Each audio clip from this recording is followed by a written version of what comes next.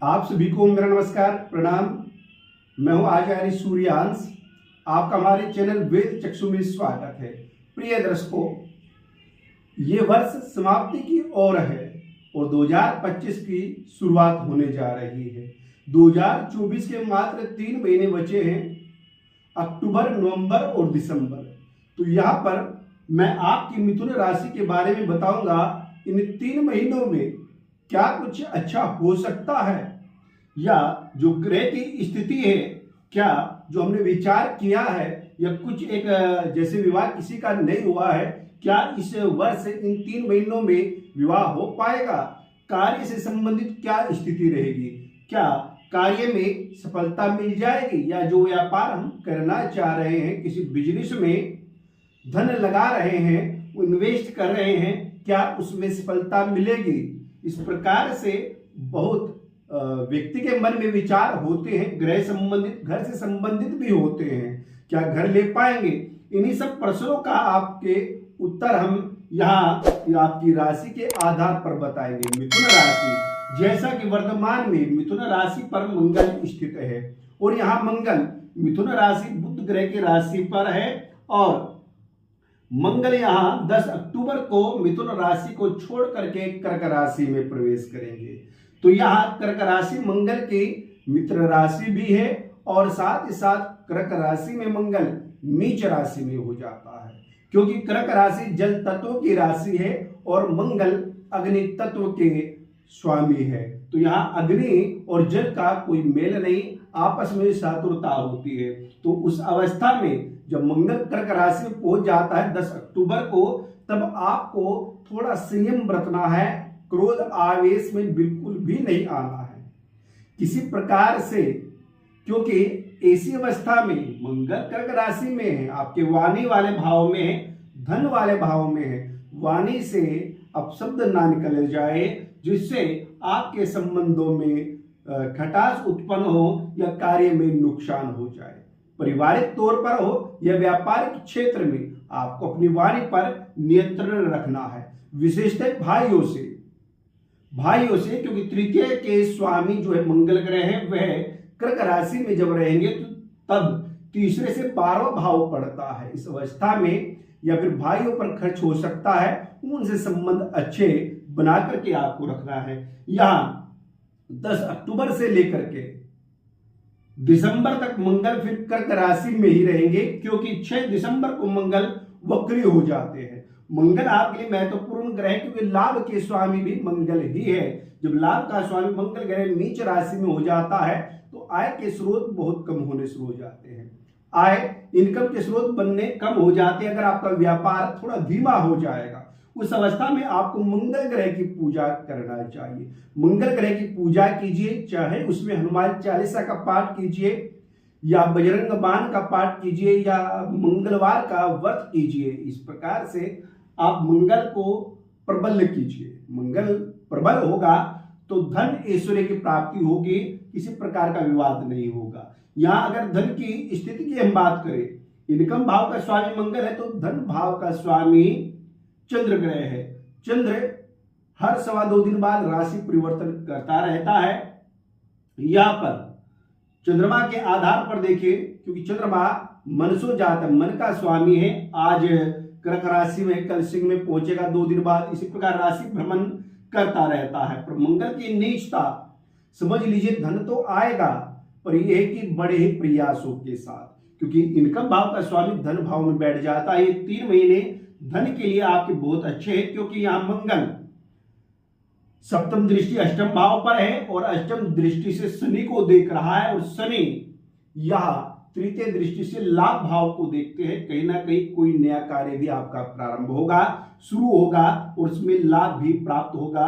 मंगल का प्रथम महीना 10 अक्टूबर से समझ लीजिएगा नवंबर तक नीचता रहती है, उसके बाद नीच भंग हो जाता है। उसके बाद मंगल अच्छा ही प्रभाव देगा। अब हम बात करते हैं आपके भूमि प्रॉपर्टी की। यहाँ वर्तमान में सितंबर में कन्या राशि चतुर्थ भाव में सूर्य बुध केतु तीनों विद्यमान है, और यहाँ कन्या राशि में बुध जो कि अभी विद्यमान हुए हैं। 23 सितंबर को बुध कन्या राशि में आए हैं, सूर्य के साथ बैठे हैं। तो इस प्रकार से यह मिथुन राशि वालों के लिए भूमि मकान से संबंधित कार्य करना रुचिकर रहेगा। कोई कार्य इससे संबंधित हो सकता है, भवन में निर्माण कार्य शुरू हो या फिर किसी प्रकार की भूमि प्रॉपर्टी आप खरीद सकते हैं, क्योंकि बुध व्यापार का स्वामी है यह, और सूर्य के साथ बैठा हुआ है और केतु के साथ भी है। तो यहाँ पर इस प्रकार से आपको लाभ दिखाई दे रहा है। जैसे ही बुध कन्या राशि को छोड़ करके तुला राशि में प्रवेश करेंगे, तुला राशि में 10 अक्टूबर को पहुंच रहे हैं। 10 अक्टूबर को पहुंचना शुक्र के लिए, शुक्र के साथ होना, बुध शुक्र की युति बुद्धि कौशल को आपके बढ़ाती है, संतान सुख में वृद्धि करती है।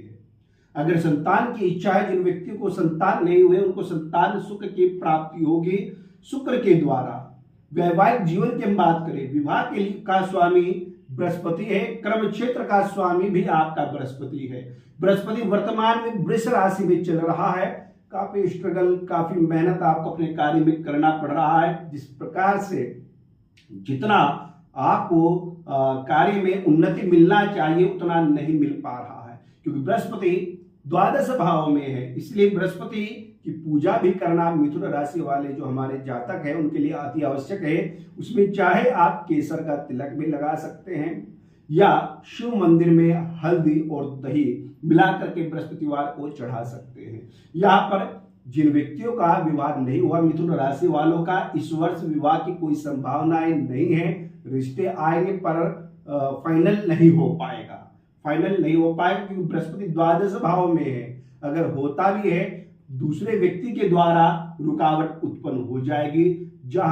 जब बृहस्पति 2025 में वृष राशि को छोड़ करके मिथुन राशि में पहुंचेंगे, वो समय आपके विवाह के लिए, मंगल कार्य के लिए, व्यापार के लिए उत्तम रहेगा, बहुत अच्छा रहेगा। इसलिए अभी थोड़ा धैर्य बना करके 2025 में विवाह के योग बन रहे हैं, ना कि इन 3 महीने में 2024 में बिल्कुल भी नहीं। यहाँ कर्म क्षेत्र का स्वामी भी बृहस्पति है और बृहस्पति द्वादश में है। तो राहु कर्म क्षेत्र में आपके बैठे हुए हैं। कर्म क्षेत्र में राहु बैठ करके या शनि भाग्य में बैठ करके तृतीय दृष्टि एकादश पर पड़ते तो दशम भाव आपका पीड़ित हो जाता है।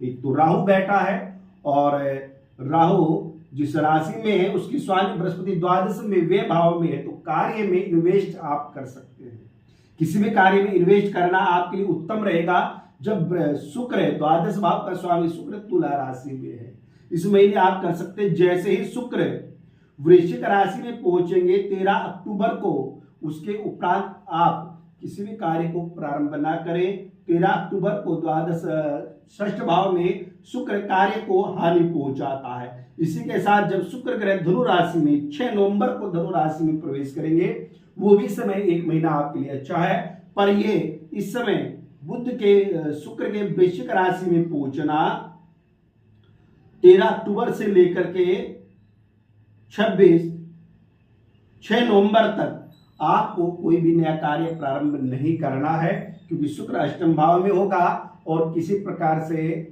नए कार्य की शुरुआत न करें, अन्यथा हानि हो सकती है। प्रिय दर्शकों, 2024 के जो 3 महीने बचे हैं इनमें थोड़ा सावधानी भी आपको बरतनी आवश्यक है। यहाँ पर क्योंकि राहु दशम कार्य क्षेत्र में है और बृहस्पति आपका द्वादश भाव में है। यहाँ बृहस्पति 9 अक्टूबर को वक्री हो रहे हैं। 9 अक्टूबर को जो वक्री होंगे, वक्री अवस्था में इनकम